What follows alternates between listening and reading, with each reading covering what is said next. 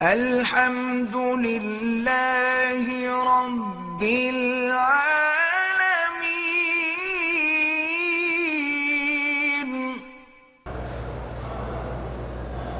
ایک اہل حدیث کہتے ہیں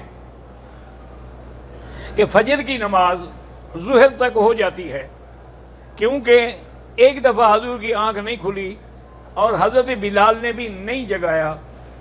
گزارش یہ ہے جی کہ نیند آ جانے سے اگر آدمی سو جائے تو معذور ہے وہ۔ اور پھر یہ ہے کہ یہ حدیث بہرحال ہم نے نہیں پڑھی کہ حضور پاک نے کبھی ظہر کو پڑھی ہو فجر کی نماز۔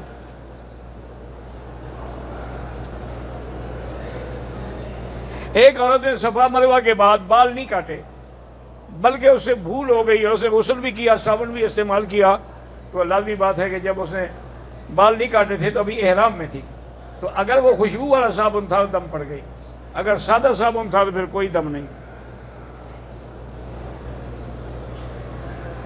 ہمارے گاؤں میں 3 مساجد ہیں جس میں جامع مسجد میں جمعہ نماز ہوتی ہے۔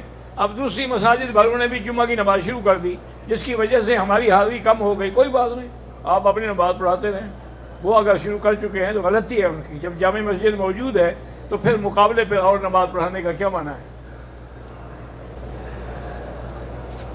کبھی کبھار گھروں پر یا کپڑوں پر خون کے چھینٹے پڑے ہوتے ہیں، یہ جنات کا اثر ہے، ہو سکتا ہے، اللہ عالم۔ بہرحال سورۃ البقرہ پڑھ کے دم کریں، وہ پانی سارے گھر والے بھی پئیں اور گھر میں چاروں طرف بھی پھینکیں، انشاءاللہ پھر نہیں ہوگا۔ یوم پیدائش سالگرہ منانا یہ بدعت ہے اور کافروں کی رسم ہے، اس کا اسلام سے کوئی تعلق نہیں۔ بالکل جو مسجد نبوی میں 40 نمازیں پڑھیں گے ان کی کوئی جماعت کا نہ ہو تو انشاءاللہ اللہ ان کو نفاق سے اور عذاب سے نجات دیں گے۔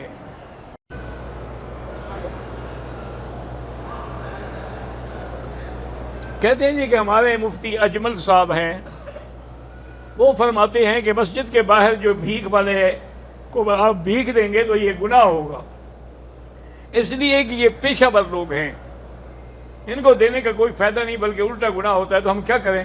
بھائی گزارش یہ ہے، پیشہ ور بھی معلوم ہو جاتا ہے، اور جیسے حرم میں یہ مزدور لوگ کام کرنے والے ہیں، انہوں نے کبھی ہاتھ پھیلایا ہے؟ ہاتھ بھی نہیں پھیلایا اور یہ مستحق بھی ہے، تو جو آدمی ہاتھ نہ پھیلائے مستحق بھی آپ اس کو دے دیں، یا جس کو آپ جانتے ہوں اس کو دیا کریں۔ میرا نام زین العابدین ہے، میرے بھائی میں جادو ہے۔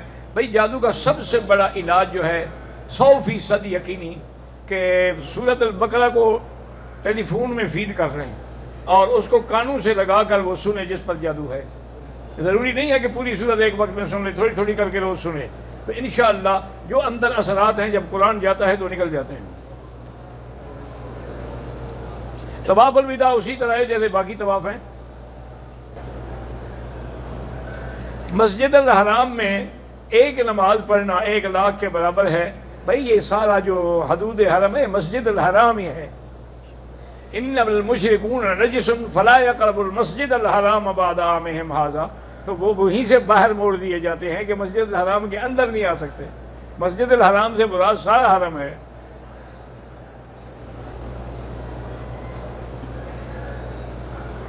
صدقے کی نیت سے بکری ہم نے منڈی سے لی، جب گھر آئے تو ڈاکٹر کو چیک کروائی تو وہ حاملہ تھی۔ اب ہم نے اسے ذبح نہیں کیا، ٹھیک ہے رہنے دیں، نہ کریں، آپ نے صدقے کی نیت تھی نا، اور آپ کے لیے کوئی فرض واجب تو نہیں تھا نا۔ آدمی اگر فوت ہو جائے تو اس کے وارث اس کے لیے آپ بالکل دعا کریں، مغفرت کریں، قرآن پڑھیں۔